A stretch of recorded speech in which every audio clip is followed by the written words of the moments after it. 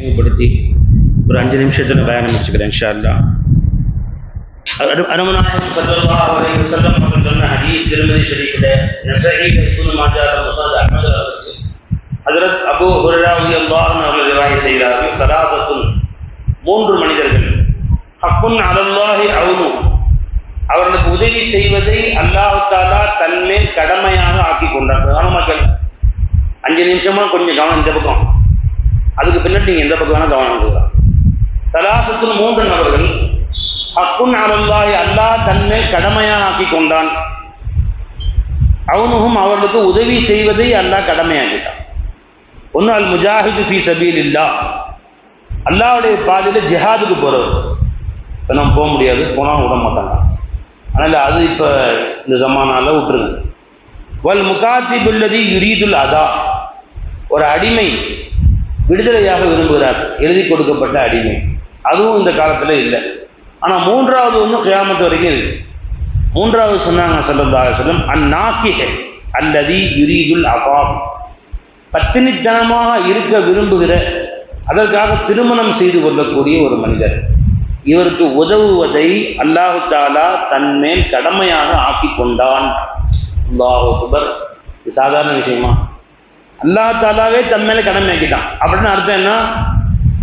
அல்லாஹ்வுடைய மார்க்கப்படி நடக்க வேண்டும், என் கண்களை பாதுகாத்துக் கொள்ள வேண்டும், என் மறைவிடத்தை பாதுகாத்துக் கொள்ள வேண்டும், நான் தவறிலே போய்விடக்கூடாது, ஹராமில் போயிடக்கூடாது, ஜினாவில் போயிடக்கூடாது என்ற நல்ல எண்ணத்திலே நீங்கள் திருமணம் செய்தால், உங்கள் பிள்ளைகளுக்கு திருமணம் செய்து வைத்தால், கட்டாயமாக சத்தியமாக நிச்சயமாக அல்லாஹ் உங்களுக்கு உதவுவான். சரி, அல்லாஹ் உதவுவான்னு சொன்னானே, அதுக்கு அல்லாஹ் தஆலா பீரியட் டைம் வச்சிருக்கானா? 1 வருஷம் கான்ட்ராக்ட் வச்சுக்குவோம், 1 வருஷம் நான் உதவுறேன், இல்லை 6 மாதம் உதவுறேன், அது ஒரு புள்ள பக்கிற வரைக்கும் உதவுறேன், அப்படி இல்லை. நீ அந்த எண்ணத்திலே திருமணம் செய்தால் உன் மௌத்து வரைக்கும் அல்லாஹ் உதவி செய்வான் உனக்கு இன்ஷா அல்லாஹ். உனக்கு எத்தனை பிள்ளைகள் பெற்றால் அல்லாஹ் உதவி செய்வான். உன்னுடைய வாழ்க்கைக்கு என்ன தேவையோ அல்லாஹின் படுத்து வரும். உன்னுடைய எண்ணம் மட்டும் தூய்மைன்றாங்க ரசூல் ஸல்லல்லாஹு அலைஹி வஸல்லம். என்ன? நான் என்னை வசதியாக காட்டிக்கொள்வதற்காக வேண்டியோ, நான் பெருமை பாராட்டிக் கொள்வதற்காக வேண்டி இல்லாமல், அல்லாஹ்வுடைய பாதையில் இஃபத்தாக கண்ணியமாக நான் வாழ வேண்டும் என்ற எண்ணத்திலே நீங்கள் திருமணம் செய்தால் அல்லாஹ் உதவி செய்வான். என்ன உதவி செய்வான்? பொருளாதாரத்தை உதவி செய்வான். கவனிங்க, உங்க உடல் ஆஃபீஸில் உதவி செய்வான், உடல் ஆரோக்கியத்தை கொடுப்பான், வீடு இல்லையா வீடு கொடுப்பான், செல்வம் இல்லையா செல்வம் கொடுப்பான், காசு பணம் பரக்கத்து இல்லையா அதையும் தருவான், உங்க பிள்ளைகளுக்கு பரக்கத்து வேணுமா அதையும் தருவான். அல்லாஹ் சொல்றான் குர்ஆன்ல, அல்லாஹ் சொல்லுவா அம்ர் அஹ்லக பிஸ்ஸலாத், கல்யாணம் முடிச்சிட்டியா, இப்ப செய்ய வேண்டிய முதல் வேலை என்ன? கல்யாணம் முடிச்சு மாப்பிள்ளை உட்கார்ந்துருக்காரு, விளைஞ்சுங்களா? ரொம்ப திருமண கூடங்கள்ல பெண்கள் கூடக்கூடிய இடங்கள்ல இல்லா மாஷா அல்லா, சில இடங்களை தவிர காலையில 10-10:30 பெண்கள் கூடிடுறாங்க கல்யாண மண்டபத்தில். ஒரே சத்தம், ஒரே பேச்சு, சாப்பாடு தடப்படல், லுஹர் தொழுக்கு எல்லாம் கலா வைக்கிறாங்க. நாம தான் பள்ளிவாசல் தொழுக்கூடிய இடம் இருக்கு, அவங்களுக்கு சில மண்டபங்களை தொழுவதற்கு இடமே வைக்கிறது இல்லை, எல்லாம் உட்காந்துருக்காங்க. லுஹர் தொழுவ கலா, பொண்ணு அனுப்புறேன்ற அந்த இதில் அசர் தொழுவ கலா, தட்டு ஏந்தி கொண்டு போனோம், வாழைப்பழம் தட்டு தேங்காய் அதில் கொண்டு மகரிபு கலா, காலை இருந்து உழைச்சி எந்திரிச்சு கலைப்பாச்சும் பட்டுறாங்க இஷா கலா. அது கூட அந்த நிக்காஹ்ல பரக்கத்து இருக்காது. எந்த நிக்காஹ்ல வந்தவர்கள் அத்தனை பேரும் தொழுகிறாங்களோ, எந்த நிக்காஹ்ல வந்த பெண்கள் அத்தனை பேரும் தொழுகிறார்களோ அந்த நிக்காஹ்ல பரக்கத்து. இந்த மாப்பிள்ளை முதல்ல போய் என்ன செய்யணும் தெரியுமா? பொண்ணை பார்த்தா லுஹர் தொழுதியா, இவருங்க இப்போ லுஹர் 12:35 இன்ஷா அல்லாஹ் 12:40 கல்யாணம் ஆயிரும். 12:40 வரைக்கும் அந்த பிள்ளையை தொழுதையா, அல்லாஹ் கட்டுப்பட்டையா என்று கேட்பது அந்த பிள்ளையை வளர்க்கக்கூடிய தந்தையின் பொறுப்பு.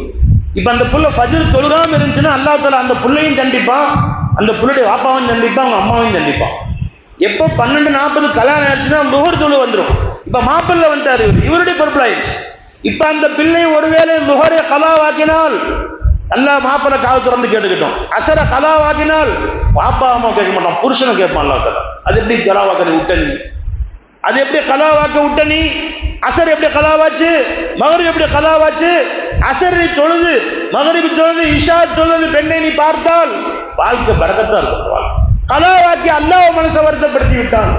அந்த மனசுல அல்லாஹ் சுப்ஹானஹு வ தஆலா கணவன் மனைவியில வருத்தத்தை உண்டாக்குவான். அல்லாஹ் நான் மனைவியை பாதுகாக்குவேன்.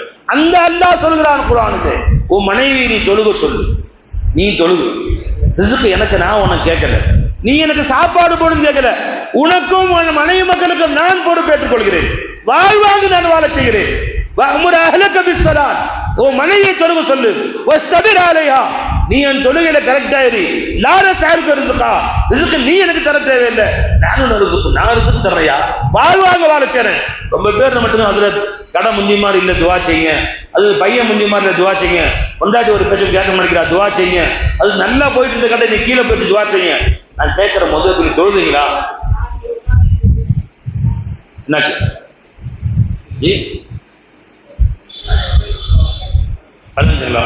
இப்ப அன்பர்களே, முதல் கேள்வி என்ன கேட்கிறது? தொழுதுங்களா? தொழுதுட்டீங்களா? தொழுகிறீங்களா? இல்ல ஹஜ்ரத் ஜும்மா கரெக்டா போயிடுறாரு, எல்லா தொழுதும் ஃபஜ்ர் தொழுகிறது இல்ல, நான் தொழுகிறேன், மனைவி சரியா தொழுகிறது இல்ல. நாம சொல்லக்கூடிய ஒரே பதில், நீ ஓதி பார்க்க வேண்டிய அவசியம் இல்ல, தாயத்து கட்ட வேண்டிய அவசியம் இல்ல, உனக்காக வேண்டிய தாவீசு போடணும் அவசியம் இல்ல. நீ தொழுகு, உன் மனைவி மக்களுக்கு தொழுக சொல்லு, உன் பையனை தொழுக சொல்லு, உன் பொண்ணை தொழுக சொல்லு, வாழ்க்கையை அல்லாஹ் தர்றேன். நாங்க துவா செய்யறோம், அல்லாஹ் வாழ்க்கையை தர்றேன்னு சொல்றான். அன்பர்களே, இந்த ஒரு செய்தி ஞாபகம் வைத்துக் கொள்ளுங்கள். தொழுகையில கடைபிடியுங்கள், தொழுகையில் அக்கறை காட்டுங்கள், வாழ்வாங்க வாழ்வீர்கள், சிறப்பாக வாழ்வீர்கள். பாரக்கல்லாஹு லக வ பாரக அலைக வ ஜமா பைனகுமா ஃபீ கைர். வ ஆகிரு தாவானா.